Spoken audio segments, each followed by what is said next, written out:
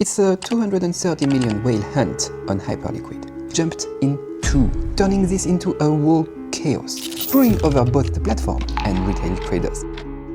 Hi everyone, it's Cédric. Today we are diving into something wild. A story that shook the whole decentralized world those days. It's a 230 million whale hunt on HyperLiquid. Remember that guy a while back who threw down a 300 million long position on HyperLiquid with 50x leverage? He made a cool 8 million in unrealized profits, exploited a glitch to pull out most of his principal and gains, and he left HyperLiquid eating a 4 million loss. Well, today's this story is another whale pulling a similar double dip trick, screwing over both the platform and retail traders. And here is the kicker: centralized exchanges jumped in two, turning this into a whole chaos. I was watching this unfold, half tempted to toss a few, 100Ks to test this bug myself. But yeah, I didn't. But don't worry, I still used my brain and my time to understand what happened. So now I can use all this knowledge to explain you with simple examples from everyday life. So if that interests you, hit that subscribe button and just keep watching. And by the way, I'm thinking about starting a Telegram channel. If you are interested, you can add my personal Telegram that is in the description box here, and I'll drop you a DM when it comes, when it's online. But yeah, to see if there are some people interested, you can first add my personal Telegram.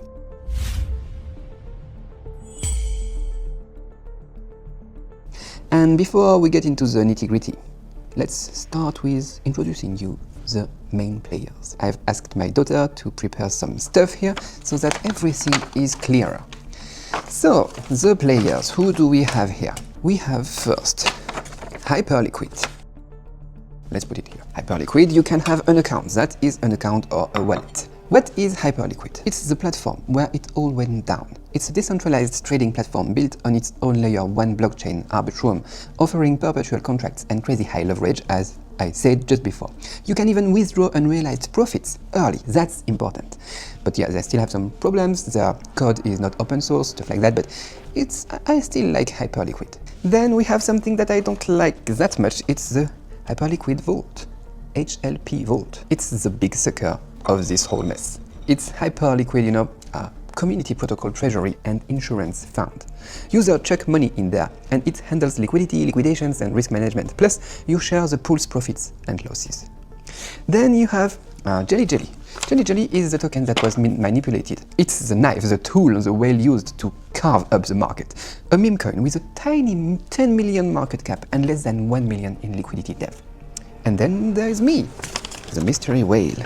I'm the mastermind behind it all. I also have a wallet, and in my wallet I have a ton of Jelly Jelly spot tokens.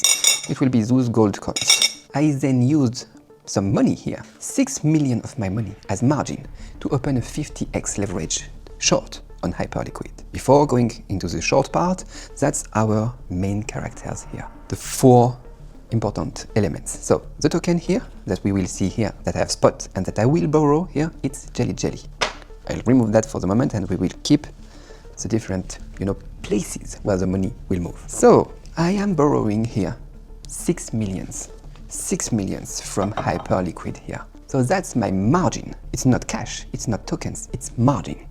I use these 3 apples in HyperLiquid to borrow a batch of jelly. So I've got a lot of jelly here. That's the silver coins here. What do I do with this batch of jelly here? I short sell it. So I start to transform that into cash that I can stack into my account. That is cash, a lot of cash in my account. Then I take my own jelly stash here and start smashing the market with it, tanking the price. I'm smashing all over the market.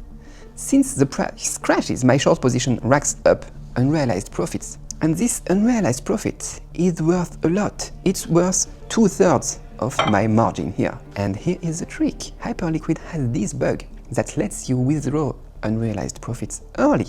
But wait, there is only so much stuff on the table. HyperLiquid isn't wiring me cash, and I haven't bought back the borrowed coins. So where do those 2 apples of profit come from? My own margin from the HyperLiquid account. That's the trick. That's the big moment now. I've already made 2 piles of cash. First pile is the 2 lemons, the cash I got from shorting the token, from selling HyperLiquid's jelly token. And then here's the money I got as short profits straight from my margin. Normally, when the trade is done, I'd have to repay HyperLiquid, the borrowed tokens, right? But I'm already up big. I don't want to pay it back. I'd rather the platform eat the loss here. So I take the money in my account and start pumping the price like crazy on other DEX platforms. I'll buy back the tokens here from the market. And since I pulled most of my margin out, I've only got one apple left on my HyperLiquid. My short gets liquidated fast. Plus, when I tanked the price earlier, tons of folks piled into shorts too, and they got wrecked alongside me. HyperLiquid liquidation process is too slow. That is the problem. They need to liquidate this position. But this position is just one apple now. And it has to go through the HLP liquidity pool, the HLP vault, built by HyperLiquid end users before settling. By the time the platform tries to buy back the lost tokens here, you know, there's two apples missing, it's too late. Jelly Moons and HyperLiquid is stuck, holding a massive loss. So my plan, as the whale, worked: exploit the glitch to cash out early, then rig the market so the exchange takes the fall for me.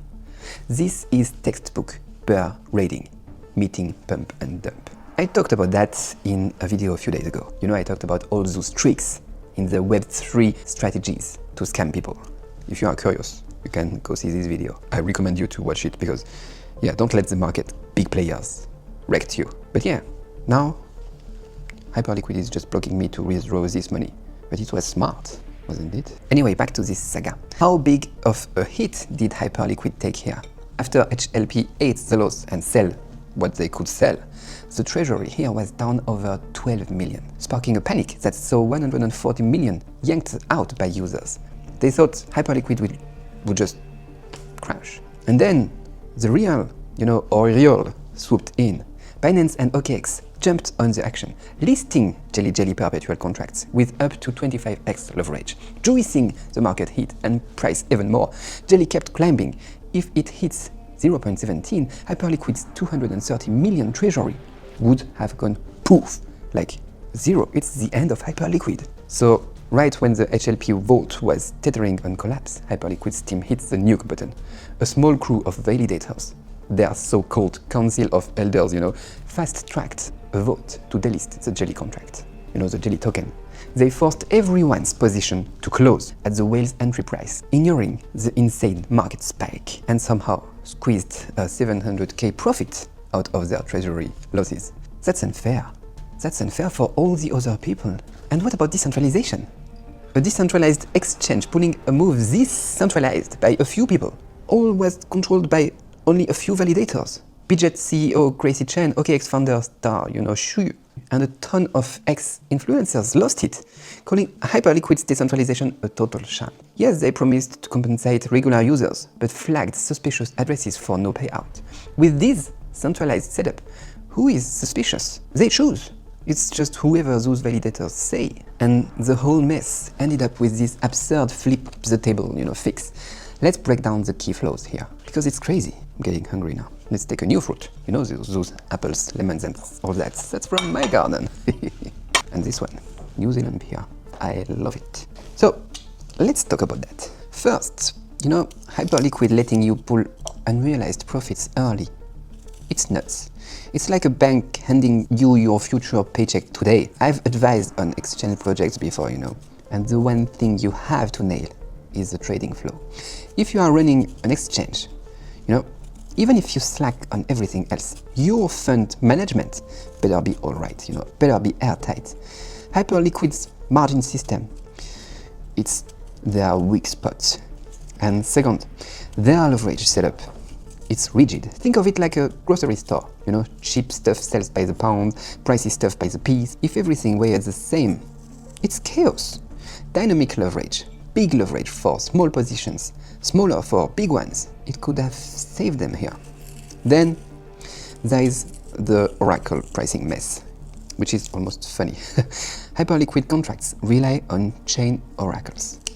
For a meme coin like Jelly with a 2 to 3 million liquidity pool, the whale used just 6 million to pump it 5x, turning the oracle into a puppet on strings. It was smart, but it shouldn't have happened. And don't get me started on the HLP vault design. It's this hybrid pool, user stakes mixed with platform funds, handling liquidity and eating liquidations. It's too many steps and it's too slow. When someone rigs the market, all that risk crashes onto the pool. I flagged this in my last HyperLiquid video about the ETH whale fiasco. Their liquidity pool is a sitting duck. They got burnt big once and they didn't fix it. And now they are paying again. They are not innocent victims here. Everything I warned about in that video came true. You can find this video on my channel. So yeah, you might wonder, why don't centralized exchanges like Binance get hit like this? Simple. They don't let you cash out unrealized profits. Their liquidations are lightning fast and they're auto-deleveraging ADL. It's tight.